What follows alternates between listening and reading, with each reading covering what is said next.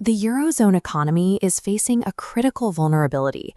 It remains acutely exposed to the volatile fluctuations of the Middle East energy crisis. But this external pressure is colliding directly with a deteriorating domestic baseline. Across the bloc, economic growth is stalling. The European Central Bank is trapped exactly between these two opposing forces. Because of this exposure, the ECB is actively deploying a strategic policy of playing for time ahead of its April 30th meeting. The first objective is to analyze the widening gap between headline and core inflation, a spread that defines the bank's current tolerance. Second, we must address the disconnect between resilient manufacturing headlines and the reality of contracting corporate profitability. Mapping these specific transmission channels is what allows institutional investors to position capital for the remainder of 2026. ECB President Christine Lagarde has outlined 3 distinct monetary policy responses to navigate this crisis. First is the look-through approach. If the energy shock is limited and short-lived, the bank will hold rates steady and absorb the volatility. Second is gradual adjustments. If the shock causes a significant but temporary overshoot of the inflation target, cautious rate hikes follow. Third is significant tightening. If inflation deviates persistently, the bank will execute strong, sustained rate hikes. To determine which option is active, we have to look closely at the March inflation data.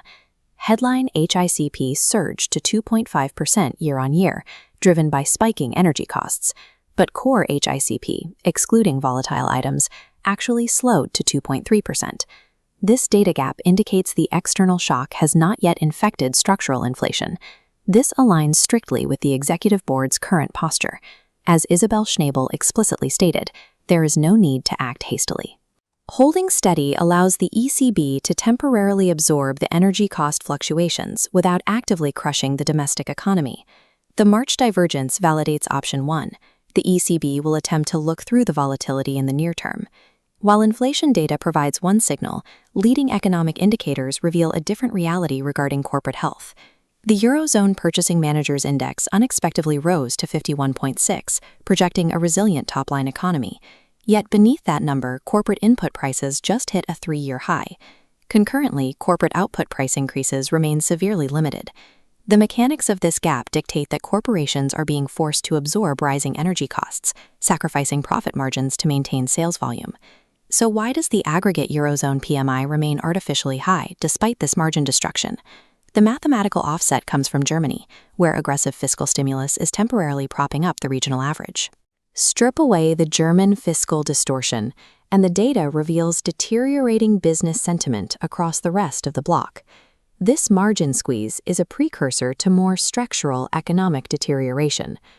Behind closed doors, the ECB is modeling the transmission of this exact threat. The ECB's baseline projections revise real GDP growth down to 0.9%, with inflation hitting 3.1%, but they are modeling a severe scenario of 60% energy disruption. Under this model, GDP growth plummets to 0.4%, and inflation rockets to 4.4%. Preventing this 4.4% stagflationary shock is the true driver of current ECB policy.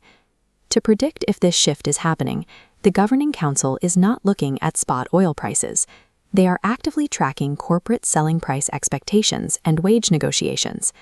They are watching the secondary transmission channel, the point where temporary energy costs embed permanently into corporate pricing structures and labor contracts. If this transmission occurs, Lagarde's option 3, significant tightening, is immediately triggered. The ECB's tightrope relies entirely on the energy shock remaining a primary, isolated event, rather than evolving into a secondary, embedded wage price spiral. For corporate and institutional leaders, this macroeconomic data dictates immediate operational strategy. We start with the immediate directive for corporate CFOs. If you wait for the ECB to officially signal a wage price spiral, it is already too late. Aggressive margin protection must be executed today. You also must factor in the upcoming regulatory variable, the 2028 implementation of the EU emissions trading system too. Corporate forecasting models need to account for this system, adding an estimated 0.2 percentage points to baseline headline inflation. For corporate treasury management, the immediate threat is currency stability. The ECB is caught in a currency trap. Hiking rates risks killing a fragile economy, but holding rates steady risks letting inflation run hot and devaluing the euro. Treasurers must actively utilize rolling forward contracts to hedge UR to USD exposure against sudden depreciation. Finally, for institutional allocators looking to generate alpha, sector rotation is mandatory. Avoid European consumer discretionary and heavy industrial equities. They are ground zero for the margin squeeze, facing high input costs with zero pricing power. Instead, pivot capital toward European defense contractors and domestic utilities. These sectors benefit from regional sovereign spending and are insulated from global maritime logistics chaos. The critical data point arrives soon. Will the upcoming preliminary PMIs confirm a manufacturing slowdown, finally snapping the ECB's tightrope?